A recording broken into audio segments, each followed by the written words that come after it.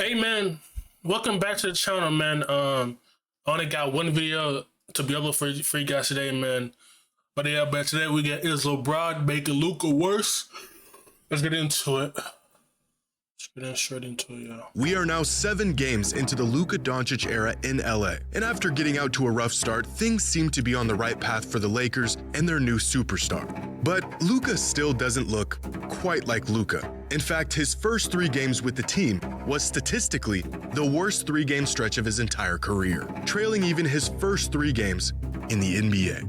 Now, there are plenty of great reasons why this has been the case. The man is transitioning into a completely new system. He's playing alongside new teammates and just beginning to build chemistry with them. He's coming off of the most serious injury in his career, and he's playing himself back into shape. And of course, he's still mentally recovering from one of the most egregious cases of backstabbing in sports history. All of these explanations are perfectly reasonable, but some fans have elected a 4th possible reason for Luka's recent slump. This man, claiming that LeBron is to blame for Luka's struggles because he simply does not make his teammates better. In fact, some fans are claiming he never has, and that Luka is next in line to have his career completely altered by LeBron and his heliocentric, self-serving play style. It's a claim that sounds outlandish, but as Luka's first stretch in LA has unfolded, I've begun to see this. So you're telling me LeBron makes Luka how? Now this video is 2 days old, but if you look at Luka now, bro, you understand when you go to a new team, a new city, you gotta learn the plays and the system, bro. It's gonna take you time. Plus, he came off an injury. Like, what are we talking about here? He came off an injury. What are we talking about? Like, what? He literally came off an injury. What are we like really talking about right now? I'm confused, Ken. Hey, what? Even if Luka's not scoring, bro, Luka still affects the game in other ways. He can rebound. He assists. He's still a threat. Like, come on. Like, what? This claim more and more. LeBron simply doesn't elevate those around him. And the more I saw it, the more I began to wonder if LeBron is a great teammate or if he is just a great player. A question that led me down a rabbit hole of player testimonies, historic data, and career trajectories to uncover the Let's just say if LeBron is not a good teammate. LeBron got Kyrie paid. LeBron got Tristan Thompson paid. LeBron got Timothy Moss got paid. What the fuck are we talking about right now? What are we talking about right now?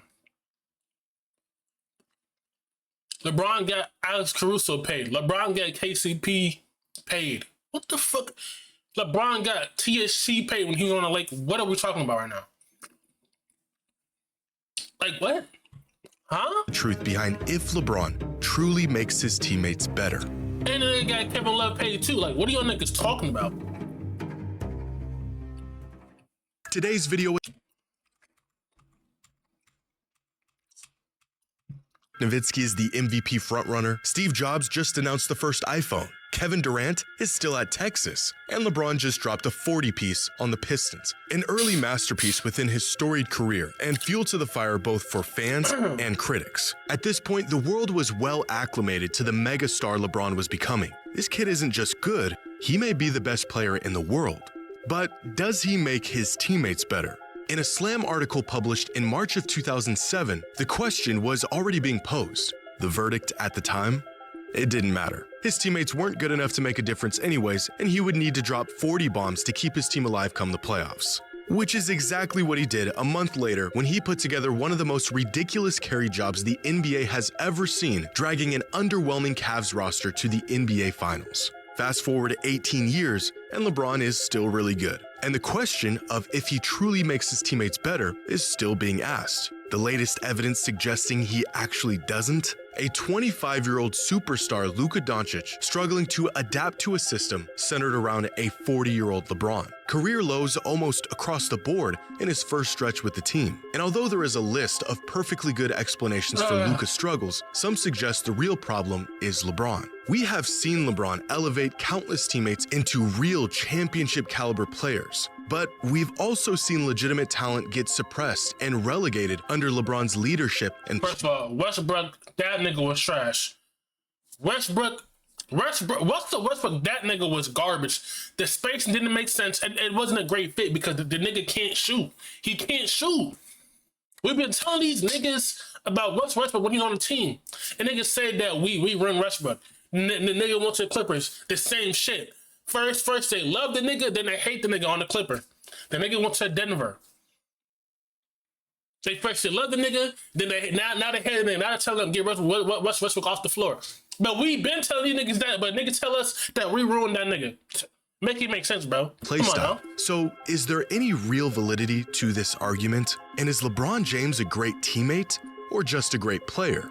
Well, over the course of LeBron's career, he has played with a total of 240 players, but many of these were for just a handful of games. Of the 240, 110 of these teammates played with him for a considerable amount of time, at least a full season of being on the same roster. And out of these 110 past and present teammates, only 27 of them played their best season in the league while playing with LeBron. That's only 25%. The other 75% of his teammates had their best seasons somewhere else. But this isn't really a fair metric. Many of these players became teammates with LeBron long after their prime years and weren't nearly as good or productive as they were prior to teaming up with LeBron. Now, looking at the most notable and longest tenured teammates of LeBron's career, nearly all of them played better or at least had better seasons without LeBron. And most of these players were in their prime when they became teammates, including Dwayne Wade, Chris Bosh, Kevin Love, and Anthony Davis. But this still doesn't address the progression or regression players have once they team up with LeBron. How players played in the season prior to teaming up with LeBron, how they played in the following season with LeBron, and how they played once they were no longer teammates with him.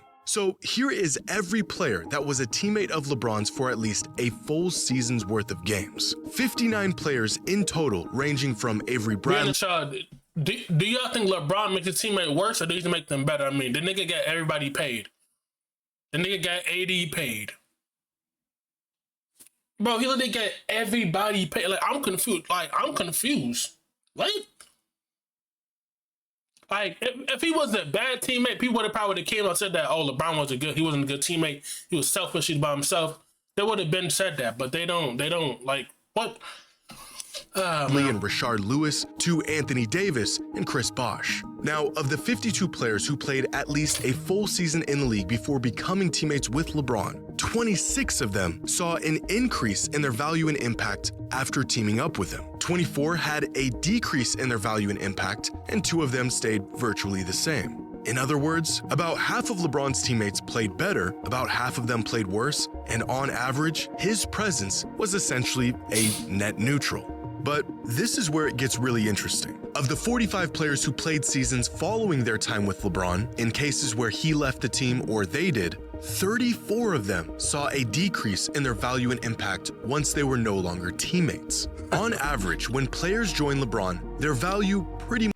So what does that tell you? What does that tell y'all? Does that make him a worse teammate? Or did that make him a good team because how much LeBron affects the game? I guess, man. And of course, there are gonna be some haters out there that's saying. Of course, there are gonna be some haters out there that's saying that LeBron didn't make the team worse. You know what I'm saying? Always gonna be some haters, but they're just hating just to hate. They don't really know why they hate the nigga, but they're just hating just to hate. Much doesn't change, but once they are no longer teammates with LeBron, their value tends to fall off drastically. Why this happens is completely dependent on the situation and the player. It may be due to aging, readjusting to a new system, or probably the massive LeBron-sized void that is left in his departure. According to this data, overall, having LeBron as a teammate produces an overwhelmingly positive result versus not having him as a teammate. Breaking news, I know, right? But it also tells us that generally speaking, LeBron doesn't really make his teammates better. This data is far from perfect, but it tells us a lot about the impact LeBron has had and the role he has played throughout his career. Historically, LeBron has made teams better, but not often do we see players, especially established players, take leaps in their game as his teammate. Oftentimes, his sheer dominance and other players fitting around his playstyle being the driving force for his team's success, which is actually revealed within this data, because the players that tend to see the most improvement once they become teammates with LeBron are the ones that mesh well with his playstyle. 3-and-D off-ball scoring threats and shooters that space the floor and benefit from LeBron's playmaking. J.R. Smith, Mo Williams, Channing Frye, Kyle Korver, Rashard Lewis, and Shane Battier. Big men have consistently also benefited from playing with LeBron. Players like Ilgauskas, Tristan Thompson, Drew Gooden, JaVale McGee, Ben Wallace, and Timofey Mozgov. I forgot he played with Ben Wallace, but that was like the Ben Wallace when he was like, his career was going on the downhill and like he wasn't the same Ben Wallace, you know, saying that we knew from in Detroit back in the day, you know what I'm saying? But like, I don't know, bro. Mozgov have all seen a boost in their production and efficiency while playing with LeBron. Now, the players that tend to regress once they become teammates with him are usually the high-usage, ball-dominant players that are pushed into a more passive role when sharing the court with LeBron. Essentially, former first options that have to adjust to being second or at times even third options on offense, changing their touches, their rhythm, and even when and how they operate on the court. Players like Dwayne Wade, Chris Bosh, Kevin Love, Anthony Davis, Rajon Rondo, Russell Westbrook, and possibly where we might eventually find Luka Doncic. And this is the answer to the age-old question we came here to answer today. For most players, teaming up with LeBron can come with more open looks. It can mean an easier offensive assignment or a role that better suits your play style. With a playmaker as incredible as LeBron is, scoring opportunities Okay, so I'm saying this, did Luka make Kyrie worse? Can I say that? Did Luka make Kyrie worse? Does Luka make his teammate worse? We said the same shit here. Does Luka make his teammate worse? What? Can we say that? And open up in places they never did before, in the form of lobs, skip passes, being rewarded for cutting and moving off the ball, and even being in close proximity to LeBron, granting them access to one of the sharpest minds basketball has ever seen. For the most part, it's the role players, glue guys, spot-up shooters who have benefited greatly from playing with LeBron. For these players, he does in fact make them better and more valuable on the court. As some would put it, LeBron is the ultimate floor raiser. For most of his career, you could give him 7 marginal talents and he would find a way to turn them into a 50-win title contending team. It is a tangible quality that has ultimately been a blessing and, at times, a curse. The blessing is that regardless of who LeBron is playing with, he is the offense. The curse is that regardless of who LeBron is playing with, he's still the offense. And this floor-raising superpower seems to get neutralized the further off the floor it gets. For elite players who are accustomed to running an offense tailor-made for them and their pace and their play style, playing with LeBron is a massive adjustment. The more your game is predicated on operating with the ball in your hands, the less likely playing with LeBron is going to elevate your game. And so it ends up being the best, high-usage, high-profile. I feel like Kyrie had his best years when Kyrie was with LeBron.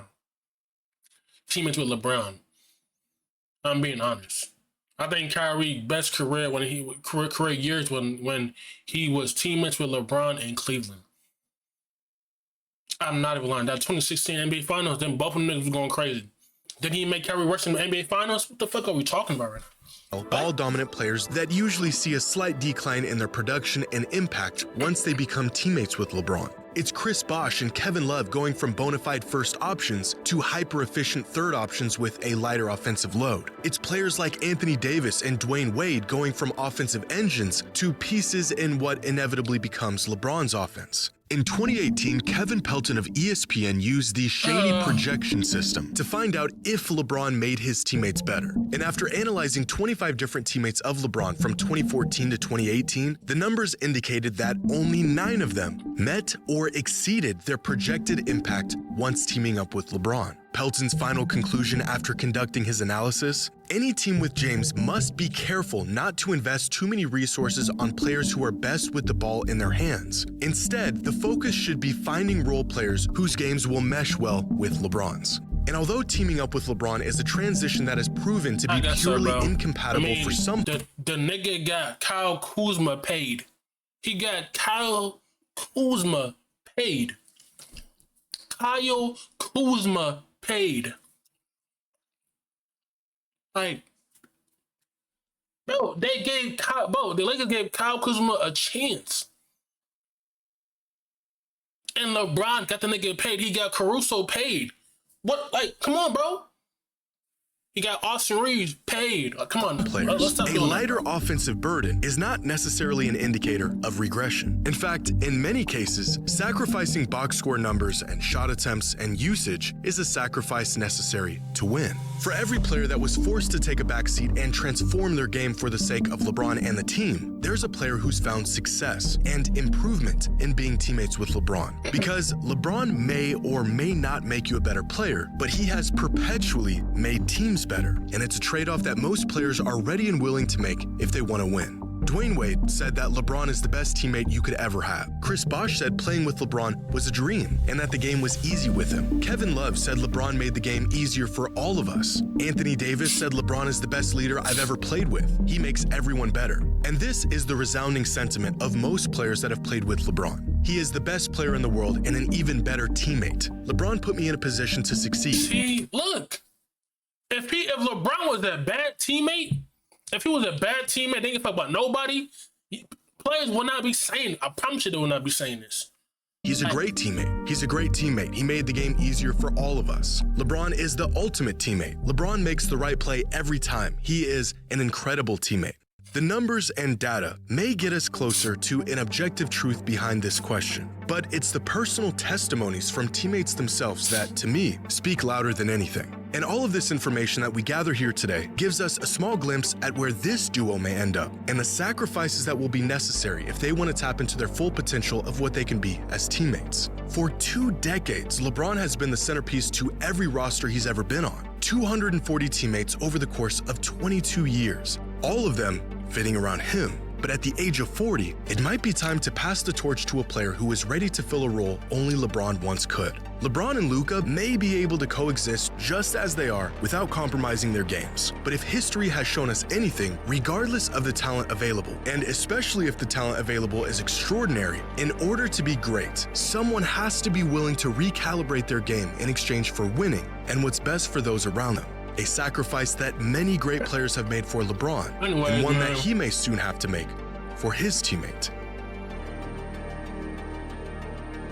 Anyways, man, y'all let me know what you think down below, man. Is he right? Is he wrong?